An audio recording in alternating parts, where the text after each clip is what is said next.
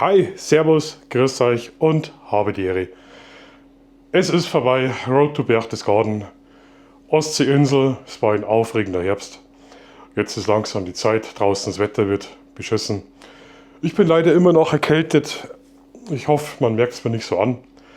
Heute filme ich mit der Action 4, nicht mit der Nikon. Habe gedacht, das probiere ich jetzt mal aus. Und ganz neues DJI Mic 2, ich hoffe von der Klangqualität. Steige ich mich jetzt endlich mal ein bisschen. Ich habe früher mit dem Lark aufgenommen hier. Das habe ich damals vom Under Pressure bekommen, super Teil. Aber es ist Zeit geworden, jetzt mal ein bisschen zu aktualisieren. Und ich bin gespannt, wie der Ton ist. Ihr könnt es mir drunter schreiben, ob das soweit passt. Ja, was machen wir heute? Wir machen heute ein DIY-Video. Was ist denn das für ein Scheiß?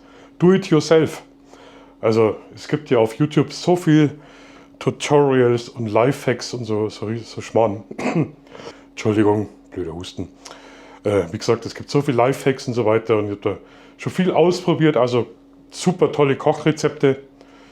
Naja, das meiste hat nicht funktioniert, aber einen Trick hätte ich für euch. Und da braucht es ja gar nicht viel Sachen. Ich bin mir fast sicher, dass ziemlich jeder die Sachen zu Hause hat. Und wenn nicht, dann fahrt schnell zum Baumarkt und besorgt euch die Sachen. Ist nicht so dramatisch. Also, wisst ihr, was ihr da braucht? Als erstes schwarze Müllsäcke, und zwar die größten und stabilsten Müllsäcke. Dann ein Cuttermesser wäre nicht schlecht, Panzertape, Kabelbinder, mittlere Axt wäre noch sinnvoll und eine Säge. Und wenn ihr dann an der Kasse steht, fragt einfach die Verkäuferin mal nach, ob die Säge auch knochen kann. Nee, bitte, macht es nicht. Macht es nicht. Ich möchte nicht auf blöde Ideen bringen. Also, na, wirklich, also jetzt Schmarrn beiseite, jetzt ist seriös, immer Blödsinn da. Also, was ihr braucht, ist ein Laserdrucker. Mittlerweile haben wir viele einen Laserdrucker zu Hause. Der Trick funktioniert nur mit Laserdrucker, nicht mit Tinte. Ihr braucht eine Schüssel mit warmem Wasser. Ihr braucht ein durchsichtiges Klebeband. Ihr braucht ja vielleicht ein Cuttermesser und ein Lineal. Und das war's. Und dann zeige ich euch, was man damit richtig Cooles machen kann.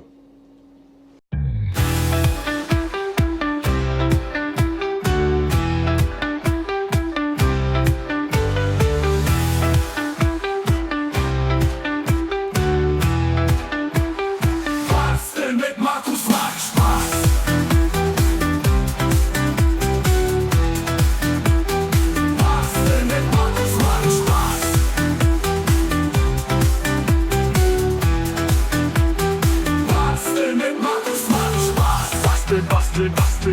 Bastel mit Markus.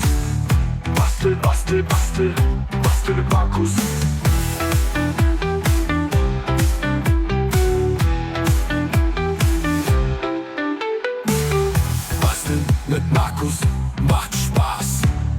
Basteln mit Markus macht Spaß. Basteln mit Markus macht Spaß. Basteln mit Markus macht Spaß.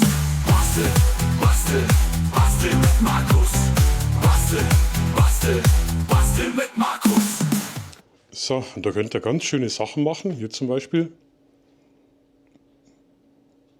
Einfach mal irgendwelche Regale beschriften. Oder hier ein bisschen Blödsinn machen. Also, wie gesagt, Laserdrucker brauchen wir. Und dann können wir eigentlich schon loslegen.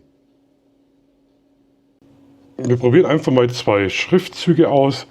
Das eine machen wir zum Beispiel, schreiben wir Achtung. Wir nehmen das in einer einfachen Schrift. Dann nehmen wir jetzt einfach mal eine Arial. Dann können wir das nämlich vergleichen, wie filigran das geht und wie das Ergebnis ausschaut. Schreiben wir Achtung. Dann nehmen wir hier mal ungefähr 40 Punkte. Können wir sogar ein bisschen raufgehen. Schriftgrad von 60. Dann würde ich sagen, nehmen wir das Wort nochmal. Schauen wir nochmal. Achtung. Am besten ohne Rechtschreibfehler. Und da wählen wir jetzt eine Schrift aus, die ein bisschen filigraner ist. Was nehmen wir da? Was nehmen wir da? Nee. Achtung, das schaut ja richtig schlimm aus. Nee, das nehmen wir nicht. Genau, nehmen wir sowas. Können wir auch noch ein Stück größer machen. Es muss halt aufs Klebeband drauf passen, von der Breite her praktisch. Also daran denken. Aber das seht ihr dann gleich, wenn wir das ausgedruckt haben und dann anfangen. Also wir machen einfach mal 2 Beispiele. Einmal Achtung in der Arialschrift, dann hier mit ein bisschen einer gebrochenen Schrift. Und dann könnt ihr den Unterschied erkennen. Dann wir mal ausdrucken.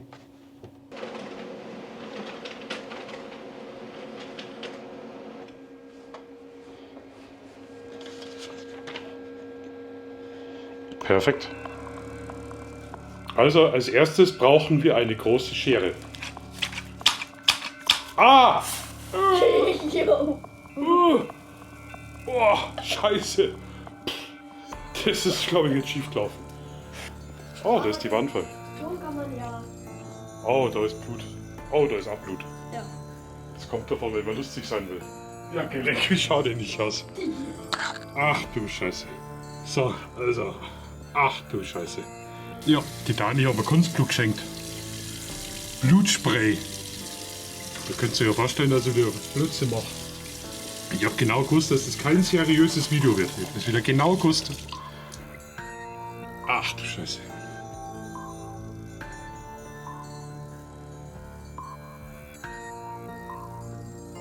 Ja, Hauptsache ihr habt lachen können. Das ist wichtig. Gut, dann zeige ich euch das einfach mal, was wir dazu brauchen. Und zwar als erstes brauchen wir ein anständiges Holzbrettel. Dort ist vollkommen. Dann haben wir hier unsere Ausdrucke. Dann benutzen wir Lineal und ein Cuttermesser. Und das Ganze machen wir jetzt, ohne dass wir uns die Finger abschneiden. Das können wir eigentlich relativ knapp hier. Also wir brauchen da keinen großen Abstand. Es geht nämlich darum, dass wir das Klebeband, das ist unsere Breite praktisch. Die Länge ist egal, aber auf die Breite müssen wir praktisch drauf achten. Aber da sind wir ja locker drin. Also, dann schneiden wir das hier mal ordentlich runter. Ja, Plastiklineal ist natürlich immer ein bisschen scheiße. So, dann können wir es auch relativ knapp abschneiden hier. Zack. Das geht gar nicht so genau, also es muss gar nicht kerzengerade sein. So, jetzt haben wir hier einmal dieses einfache Achtung. Dann nehmen wir gleich dieses Achtung. Zack. Und hier. Wie gesagt, da geht es nicht um die Genauigkeit, sondern einfach nur, dass man das da ein bisschen ausgeschnitten hat. So, das machen wir nochmal. Und denkt bitte nochmal dran, das funktioniert nur mit Laserdrucker, nicht mit Tinte. Tinte gibt eine Riesensauerei. So, jetzt kommt das Wichtigste, dann nehmen wir einfach so ein billiges Klebeband.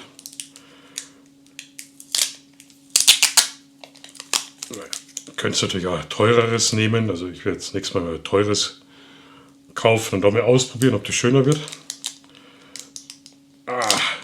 Sagt zwar, das Problem kennt jeder, oder? Das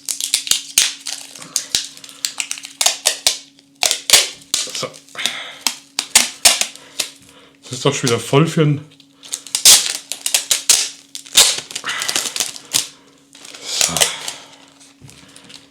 Jetzt machen wir das nochmal schön. Schneiden wir das mal hier ab. So. Gut, dann nehmen wir jetzt ein Klebeband. und kleben das hier drauf. Da müsst ihr ein bisschen aufpassen, weil irgendwie ist das immer so magnetisch. Sobald du mit dem Klebeband drauf gehst, flupp, klebt das Papier schon dran. So, jetzt wird es hier ganz blasenfrei draufgeklebt. So, dann schneiden wir das hier mal ab. Zack, Nummer 1. Hier machen wir das gleiche. Jetzt passt auf, wie das wieder. Da geht bloß ein bisschen dran. Schaut.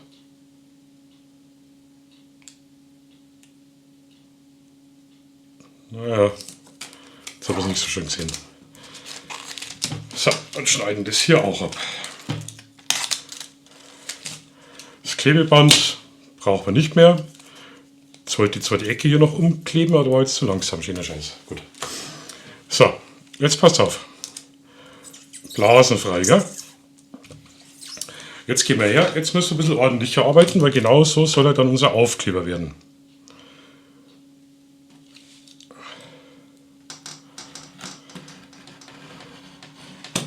So, also voll geschlampert. Ist ja wieder klar. Dann will ich den so lang haben ungefähr. Hier auch. Und einmal hier. So ungefähr. Oh, yeah. So. Da war ich gar nicht so fest aufdrücken, weil das scharf ist. Keine Ahnung, warum das immer so stark aufdrückt. So, der ist soweit fertig. Das ist der Naht weg. Da oben war ja ein bisschen schlampig, sehe ich gerade. Mal schauen, ob man das ganz knapp wegkriegt hier. Ja. Basteln mit Markus. Aber wie gesagt, mir macht es so viel Spaß hier, weil das wirklich auch sinnvoll ist. Und man kann es immer brauchen. So. Jetzt machen wir das unten noch ein bisschen gerade. Da haben wir schon irgendeinen Dreck drauf. Super. Ein bisschen gerade machen das hier.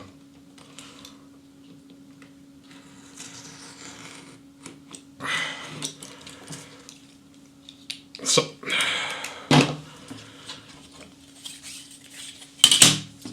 Also, so schaut das aus. Jetzt haben wir hinten das Papier drauf und haben da noch keinen Aufkleber. Und da kommt jetzt der Trick dabei, wie man aus dem eben einen Aufkleber machen kann, wo man normalerweise in der Druckerei einen Haufen Geld zahlen würde. Und dazu, das räumen wir schnell weg, brauchen wir, dann nehmen wir jetzt einfach eine billige Schüssel und dann lauwarmes Wasser rein. So, da. Jetzt haben wir hier das lauwarme Wasser. Und jetzt wird sehen, was da passiert. Ich kann mir das auch nicht ganz erklären. Gut, ich könnte es mal googeln und schauen, wie es funktioniert. Aber jetzt legen wir die Papierstreifen hier rein. Und dann wird sehen, wie sie die ganz schnell zusammenrollen. Richtig schön einweichen. Auch hier. Seht ihr? Also gar nichts Dramatisches. Merken, Laserdrucker ausdrucken. Breite maximal so. Man kann es auch größer machen, man muss ja mehrere Streifen nebeneinander hin tun. Aber dann schaut es mit der Kante immer ein bisschen doof aus. Ausdrucken, draufkleben, ausschneiden, bis ihr solche Streifen habt, wieder drin. Lauwarmes Wasser einlegen. Ich mache es immer in lauwarmes. Ich habe das jetzt 1-2 Mal probiert. Ich glaube, wenn man es öfters macht, dann weiß man genau, wann es soweit ist.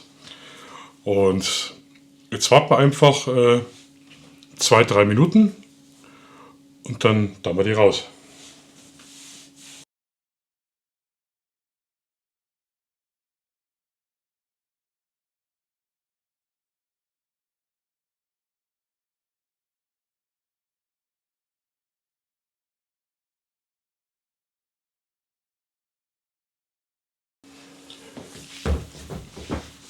So, dann schauen wir mal, ob das was geworden ist.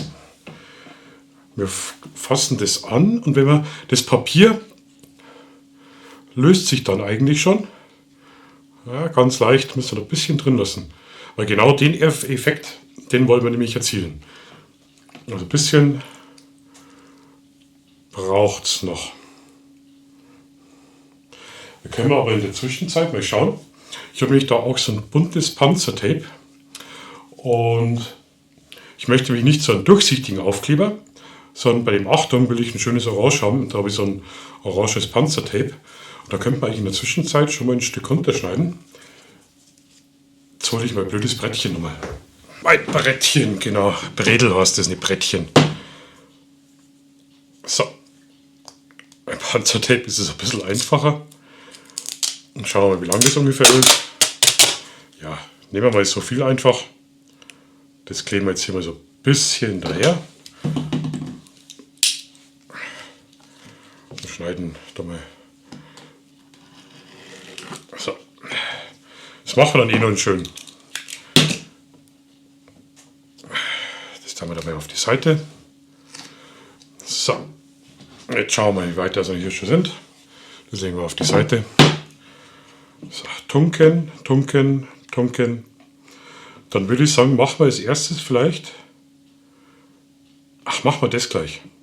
Und zwar haben wir doch das einmal so filigran gemacht und das ein bisschen fetter. Die Fetten funktionieren ein bisschen besser, finde ich. So, probieren wir das nochmal aus. Und zwar, das Papier muss hinten aufweichen. Seht ihr es? Jetzt wird es schon besser. Jetzt haben wir das raus. Dann nehmen wir noch einen Zebra. Ich hoffe, ihr könnt es erkennen. Und zwar kann man das jetzt mit dem Fingernagel runterruppeln. Und das Verrückte ist, beim Laserdrucker, ein bisschen Wasser dazu, bleibt das Gelaserte auf dem Klebeband zurück. Das ist jetzt ein bisschen so die heikle Sache. Ihr kennt ja das, wenn man so Papierwürstel macht. Also immer schön ein bisschen runter hier. Schauen, dass die ganzen komischen Würstel runterkommen. Jetzt seht ihr auch, warum ich es da auf dem Glastisch gemacht habe. Die Schrift bleibt nämlich übrig. Und umso sauberer wie wir das da machen, desto schöner wird es dann am Ende auch. So. Wie gesagt, die dünnen sind jetzt ein bisschen schwieriger und schauen irgendwie nicht so toll aus. Aber wenn ihr euch vorstellt, dass man Geld spart, wenn man so einen Aufkleber jetzt in der Druckerei zum Beispiel bestellen wird. Das Interessante ist nämlich, der Kleber, was auf dem Klebeband ist, der ist ja nicht wasserlöslich. Von daher gesehen macht das gar nichts. Hätte ich vielleicht sogar noch ein bisschen länger drin lassen können. So, das haben wir jetzt soweit. Schauen wir uns das auf den Glastisch noch an. Ja, da sehen wir jetzt natürlich noch ein paar Stellen. Umso schöner, wie ihr es wegmacht, desto besser schaut dann der Aufkleber am Ende aus. Hier noch ein bisschen was. Hier haben wir noch ein bisschen was. Bloß nicht zu fest, weil die Schrift kann auch runtergehen oder blass werden, wenn man tausendmal drüber rumpelt hier.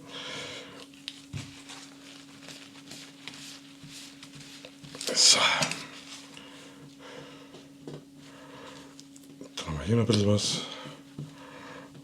Das ist so ein bisschen Fingerspitzengefühl. Gut. Dann wäre dieser Aufkleber eigentlich schon fertig. Da suchen wir uns dann einen Platz dafür und dann zeige ich euch, wie das ausschaut, wenn der klebt. Und dann haben wir den mal auf die Seite. Jetzt wird 10 da bei dem großen. Gut, der war jetzt ein bisschen länger im Wasser. Jetzt probiere ich das einmal so, vielleicht könnt ihr es dann besser erkennen.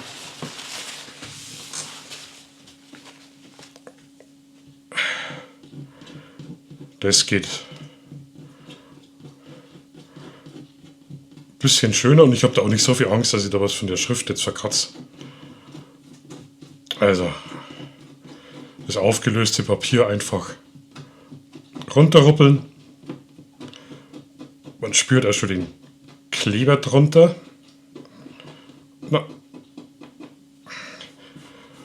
Wenn ihr das kennt oder wenn ihr da andere Ideen habt oder wenn ihr sogar mal ausprobiert oder auch Fragen habt, würde mich echt interessieren, weil ich finde es nämlich richtig cool, mal irgendwelche Sachen schnell zu beschriften. Schaut besser aus wie die komischen Prägestreifen, da was da gibt. Was ich auch dazu sagen muss, die Aufkleber schauen am besten auf glatten Untergrund aus, wo man die Blasen frei draufkleben kann. So strukturierte Oberflächen schaut es nicht gut aus, aber das ist bei den meisten Aufkleber so. So, schauen wir mal, wie es da ausschaut. Naja, da ein bisschen zu viel gekratzt. Naja, wie gesagt, das ist Übungssache. Hier war schon schönere Aufkleber hinbekommen. Und bei dem, Achtung, wollte ich das eben mit schönen, wahren Ton drunter haben. Da gehen wir jetzt einfach her und klebt den hier drauf. Und genauso funktioniert der andere eben auch. So, den kleben wir jetzt hier drauf. Jetzt weiß ich nicht, ob ich ein bisschen trocknen lassen soll oder nicht. Auf alle Fälle mal trocken ruppeln. So. Dann können wir das Ganze noch mal schön zuschneiden.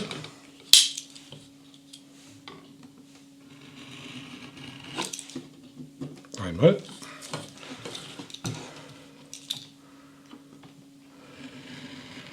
Zweimal.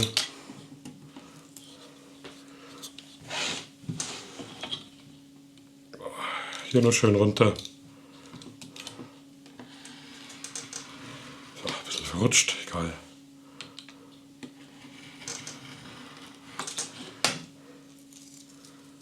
So. Und hiermit haben wir einen individuell gestalteten, richtig coolen Aufkleber. Und so kannst, keine Ahnung, Fotoequipment, Plastikboxen, Drohnenkoffer beschriften. Finde jetzt mit der Methode sogar noch besser, weil der hält nämlich auch schön auf porösen, also auf groben Untergrund. Und der andere ist eher was für glatte Sachen. Und jetzt suchen wir uns einen Platz, wo wir das hinkleben.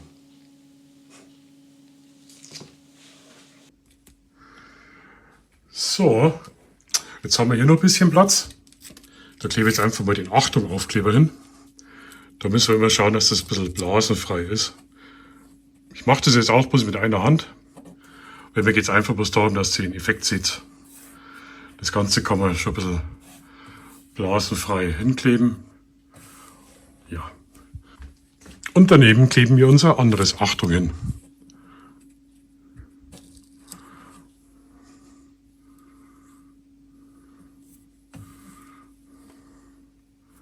Ja.